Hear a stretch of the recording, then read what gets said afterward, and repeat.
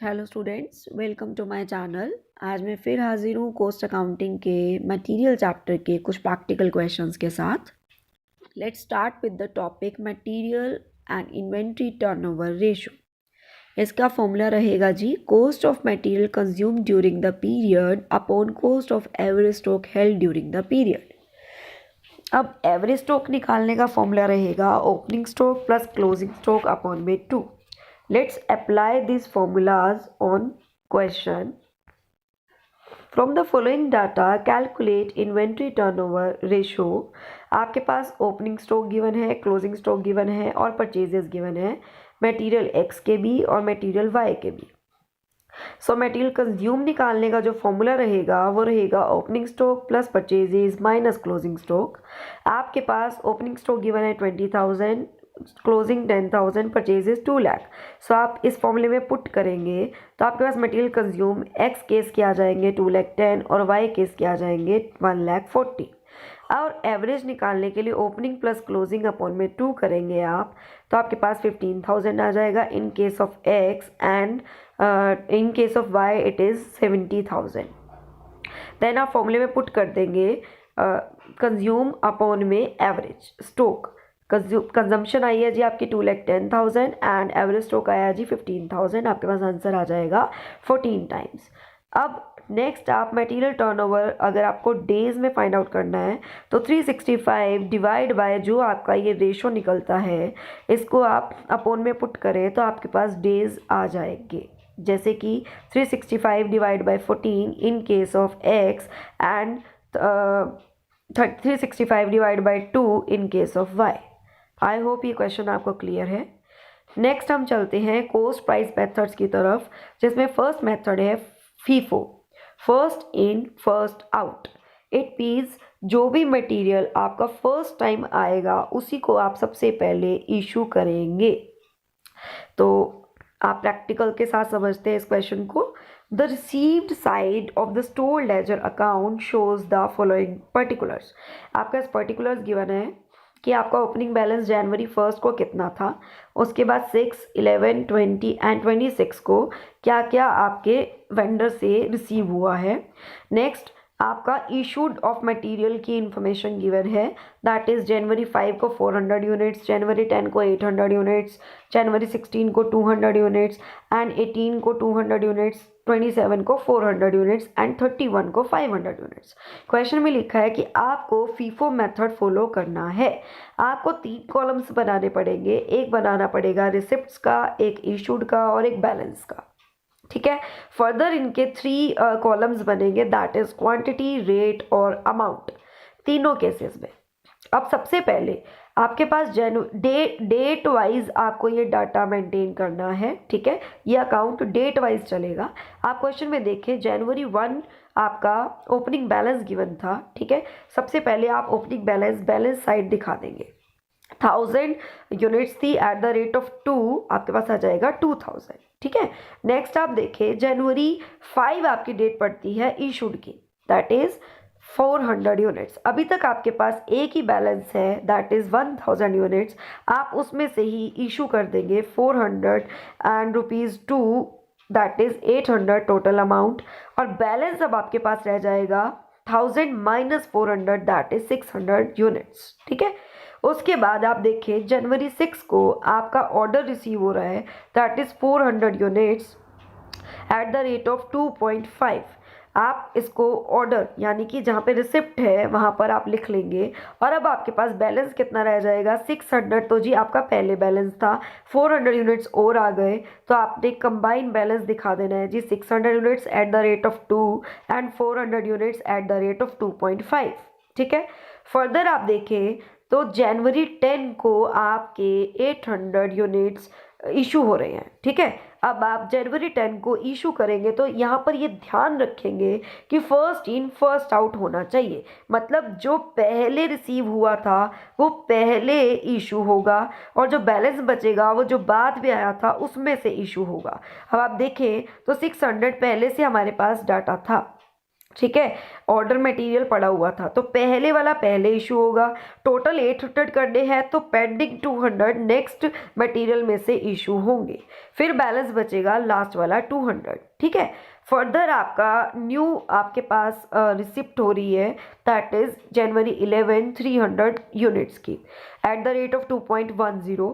तो अब आपके पास टोटल क्वांटिटी बैलेंस बचेगा 200 और 300।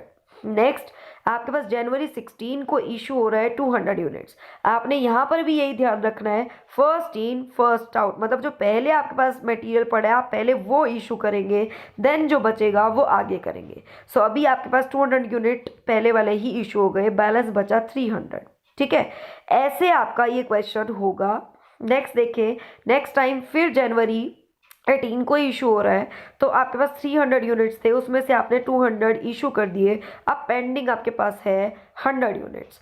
जनवरी 20 को आपका देखिए रिसीव हो रहा है ऑर्डर 600 यूनिट्स का, आप जनवरी 20 को 600 यूनिट्स का ऑर्डर ले लेंगे। उसके बाद जनवरी 26 को भी 800 यूनिट्स का आपके पास रिसीव हो रहा है, ठीक है, मटेरियल, तो आपने वो भी रिसीव कर लिया। अब आपके पास जो बैलेंस बचा है 100 पहले वाला, 600 अभी जो आपने जनवरी 20 को रिसीव किया, एंड जनवरी 26 को 800 रिसीव किया। ठीक है, अब आपके पास टोटल ये है, और आपने नेक्स्ट 27 को ऑर्डर किया, दैट इज 400 यूनिट्स।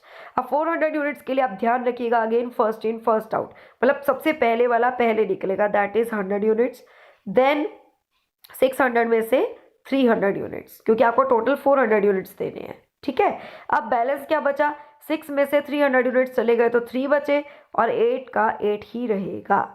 लास्टली 31 को 500 यूनिट्स आपके इशू हो रहे हैं, सो 500 के लिए सबसे पहले 300 और फिर अगले 200, तो बैलेंस बचेगा 600। ठीक है, आई होप आपको ये क्वेश्चन क्लियर है। नेक्स्ट आएगा जी last in first out method.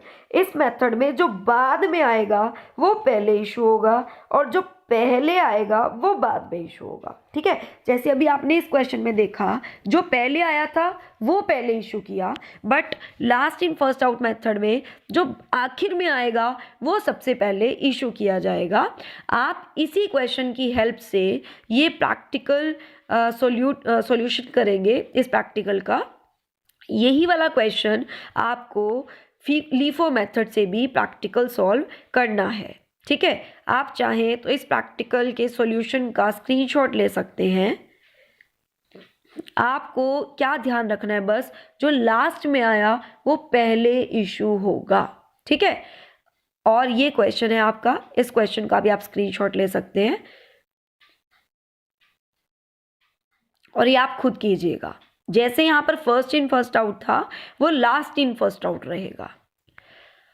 Now come to the next method, that is average price method. Average price method में भी दो मेथड आते हैं, सिंपल एवरेज प्राइस मेथड और एक होता है जी वेटेड एवरेज प्राइस मेथड।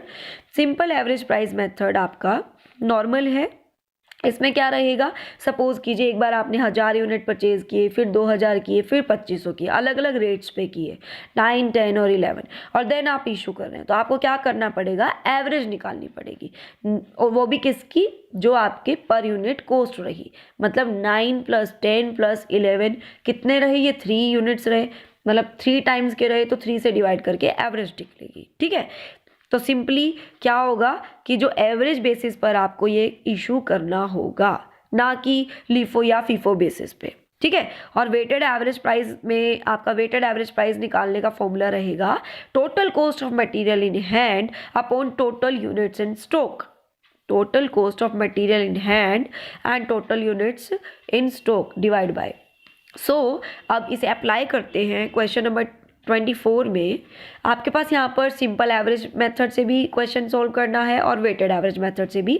सो आपके पास देखिए 2 मार्च 2015 को ऑर्डर जो है रिसीव हो रहा है, क्वांटिटी रिसीव हो रही है, that is 1000 at the rate of 6। आप लिख लेंगे, बैलेंस भी यही आएगा। नेक्स्ट आपके पास 2500 एट द रेट ऑफ 7.20 आपके पास आ जाएगा। रिसिप्ट में। और अब बैलेंस क्या आएगा, देखिए एवरेज बेसिस पर आपको अलग अलग बैलेंस करने की ज़रूरत नहीं है।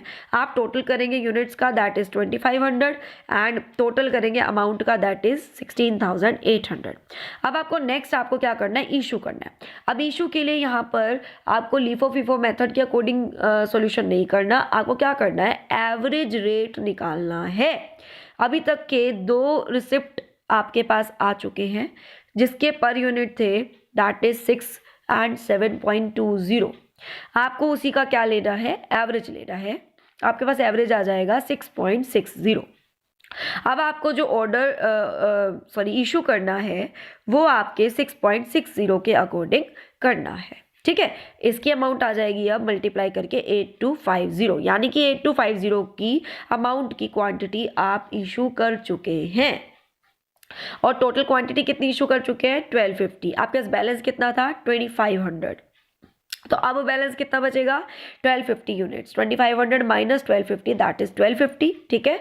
और अमाउंट कितनी बचेगी जी, 1600 टोटल थी, माइनस 8250, पेंडिंग रह जाएगी जी 8550, जो आपके पास बैलेंस बचेगा। नेक्स्ट आपके पास आएगा यूनिट्स 1250 रिसिप्ट हो रहे हैं 7.80 के अकॉर्डिंग, तो आपके पास टोटल आ जाएगा 9750। अब आपके पास जो बैलेंस बचा वो 1250 पिछला है और 1250 अब का होकर मिलकर हो जाएगा 2500, और अमाउंट पहले 8550 है और अब की 9750 प्लस होकर हो जाएगी 18,300। नेक्स्ट आपको इशू करने हैं 1000 यूनिट्स। अब आपके यूनिट्स का एवरेज होगा जोन सी यूनिट आपके पेंडिंग है। अब आप देखिए तो अभी आपके 1250 ये वाले पेंडिंग है और 1250 ये वाले, तो इसका मतलब इसका पर यूनिट रेट क्या है, 7.20, और इसका क्या है, 7.80। आप दोनों का क्या ले लेंगे, एवरेज ले लेंगे, और इस रेट पर आप इसे इशू करेंगे। नेक्स्ट आते हैं जी वेटेड एवरेज रेट की तरफ। वेटेड एवरेज रेट में आपका फॉर्मूला क्या था जी, total cost of material in hand upon total units and stock. अब आप देखें इस केस में आपका क्वांटिटी पहले 2 रिसिप्ट हैं, जैसे यहाँ पर थी, पहले 2 रिसिप्ट ले लेंगे। देन आपके पास इशू करना था, तो इशू के टाइम पे फॉर्मूला रहेगा total cost of material in hand. Cost मतलब 6000 प्लस 10,800, और डिवाइड बाय क्वांटिटी मतलब 1000 प्लस 1500। तो आपके पास पर यूनिट कितना आ गया, 6.72। तो मतलब आप इशू कितने पे करेंगे, 6.72 पे करेंगे, और जो आपका बैलेंस बचेगा वो भी 6.72 पर यूनिट के अकॉर्डिंग ही बचेगा, ठीक है। नेक्स्ट टाइम आप देखें तो आपके पास इशू करना था 22 मार्च को 1000 यूनिट। इस केस में आपके पास अमाउंट कितना पेंडिंग है, देखिए 8400 plus 9750 total amount, divide by total quantity कितनी है जी, 1250 और 1250 मिलकर 2500, ठीक है। सो इससे आप डिवाइड करेंगे तो आपके पास 7.20 पर यूनिट आएगा, और आपने उसी यूनिट पर इशू करना है और उस यूनिट पर बैलेंस शो करना है, ठीक है। आई होप ये क्वेश्चन भी आपको क्लियर है। नेक्स्ट आता है जी मार्केट प्राइस मेथड। इस मेथड में आपके जो इशू होगा वो रिप्लेसमेंट कॉस्ट पर होगा, या कह सकते हैं मार्केट प्राइस पर होगा, ठीक है। आपके पास क्वेश्चन में गिवन होगा मार्केट प्राइस भी। देखिए क्वेश्चन में, prepare the store ledger account showing the pricing of material issued और replacement price basis from the following information. आपके पास ओपनिंग बैलेंस कितना गिवन है, 400 यूनिट्स 4 रुपीज़ के अकॉर्डिंग। परचेज कर रहे हैं आप नेक्स्ट टाइम 100 यूनिट्स 4.10 यूनिट के अकॉर्डिंग। आप देखें बैलेंस आपके पास बच जाएगा 500 के अकॉर्डिंग, ठीक है। अब आप इशू कर रहे हैं 300 यूनिट्स, पर आपको डेट के अकॉर्डिंग गिवन है कि 15 डेट को आपकी रिप्लेसमेंट कॉस्ट कितनी लेनी है आपने, 4.20 के अकॉर्डिंग, ठीक है। सो 4.20 के अकॉर्डिंग इशू कर दिया, जो बैलेंस बचेगा आप वो यहाँ शो कर देंगे, ठीक है। नेक्स्ट आपके पास फिर अगेन यूनिट परचेज के बाद इशू गिवन है 20 को आपका इशू प्राइस क्या है, 4.40। देन 26 को आपका इशू प्राइस क्या है, 4.60। अब आपके 30 को आपका इशू प्राइस क्या है, दैट इज 4.80 मीन्स आपको रिप्लेसमेंट प्राइस गिवन होगा और आपको इशू उसी प्राइस पर करना पड़ेगा। ना लीफो मेथड चलेगा, ना फीफो, ना ही आपका एवरेज, ना वेटेड। आपको जो प्राइजेस गिवन है उस प्राइस पर आप क्या करेंगे, इशू करेंगे। आई होप आपको आज के क्वेश्चंस क्लियर हैं। आज इन्हीं क्वेश्चंस के साथ आपका ये चैप्टर कंप्लीट होता है। जितने भी क्वेश्चंस बीच में पेंडिंग हैं वो आपके प्रैक्टिस के लिए हैं, आप खुद कीजिएगा। अगर वीडियो पसंद आई प्लीज़ लाइक कीजिए, शेयर कीजिए, चैनल को सब्सक्राइब कर लें, साथ ही साथ बेल आइकन क्लिक कर लें ताकि आने वाले वीडियोस के अपडेट्स आपको मिलते रहें।